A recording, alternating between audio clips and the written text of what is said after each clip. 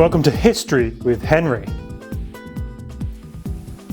I'm your host, Henry Notle, and today we're going to be delving into the festive tradition that is the Advent calendar.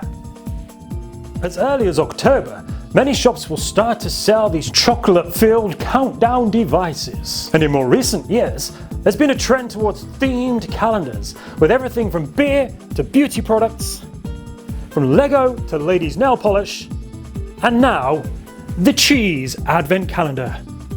'Tis the season to be jolly. But where did it all begin, I hear you ask? And that is a very good question that I, Henry Notle, will now endeavour to answer. Like many other festive traditions that we now embrace, Advent calendars began life in Germany in the year 1851. Earlier in the 19th century, it is known that German Protestant Christians started to mark Advent with the burning of candles, or by marking walls and doors with a line of chalk for each day. A new practice of hanging a devotional image each day ultimately led to the creation of the first calendar in 1851. It was handmade from wood. The first printed calendars appeared early in the 20th century, around 1906 or 1908. And then, in 1920, a man named Gerhard Lang introduced small doors to the calendar which could be opened every day. Therefore, it's Gerhard that we have to thank for the modern day phenomenon. During the Great Wars, there was a shortage of paper and card, and Mr. Hitler banned the production of Advent calendars, and that could have been the end of them.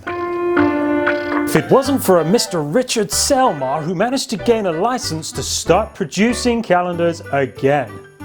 Then in the 1950s, somebody came up with the idea of placing a little chocolate behind every door, and suddenly the concept of the Advent calendar began to spread across the globe.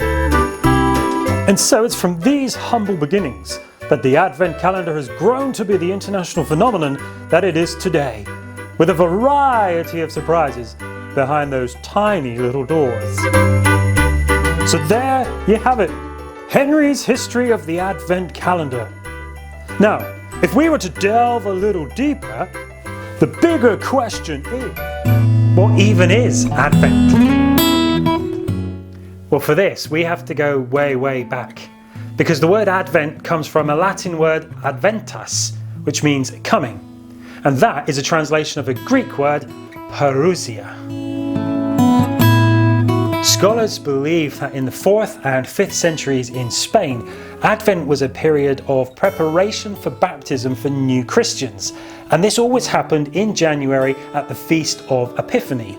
So originally it had nothing to do with Christmas.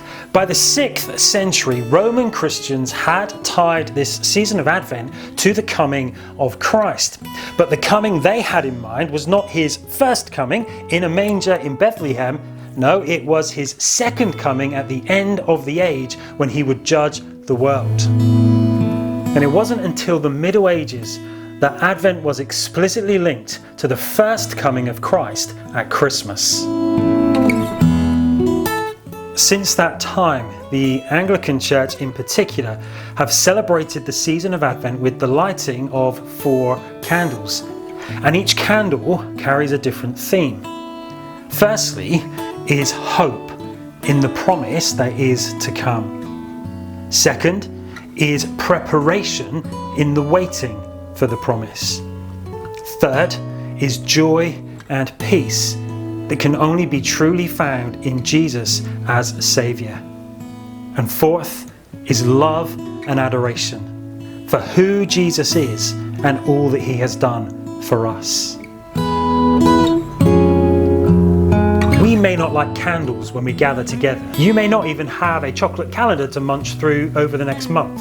But this Advent season, more than ever, hold on to the hope that Jesus brings. Use this time to prepare yourself for what is coming. Allow the joy of the Lord to be your strength and live a life of love and devotion to Jesus, the Messiah that came to set us free.